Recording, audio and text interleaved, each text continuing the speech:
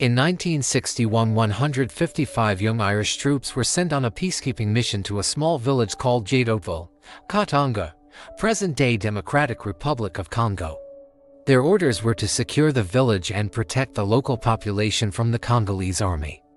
But within hours of arrival, things went horribly wrong. They were surrounded and outnumbered 20-1. Then, without warning, the attackers opened fire. Explosions and bullets flew as the attackers closed in, using their superior numbers. The Irish were pushed back into the mission headquarters. All seemed to be going according to plan. For the attackers, they had the Irish surrounded and were confident of a swift victory. But what they didn't know was that the Irish had a trick up their sleeve. As the siege began, the Irish troops made a tactical withdrawal to the mission headquarters, utilizing their sniper rifles and light machine guns to cover their retreat. Once inside, they quickly set up defenses and prepared to hold out as long as possible.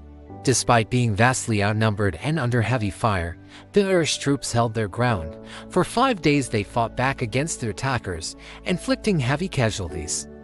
But they were eventually forced to surrender when they ran out of ammunition and food. When the dust settled, the Irish were taken prisoner. The Irish were treated as prisoners of war and were given food and water. But despite their surrender, the story of the siege of Jadotville was suppressed for decades. In fact, the battle was all but forgotten until recently when new information came to light. It turns out that the Irish were betrayed by the very people they were trying to help. The Congolese president at the time, Moise, ordered the attack on the Irish troops in order to take control of the Katanga region. The Irish troops were officially recognized as heroes only in 2016. More than 50 years after the siege, a memorial was erected in Jadotville in honor of their sacrifice, and a movie was made about their heroic last stand. So remember the name Jadotville because it's a story that should never be forgotten. It's the story of courage, sacrifice, and heroism. It is the story of the Irish troops who were sent to a far-off land to keep the peace, but who ended up fighting for their lives.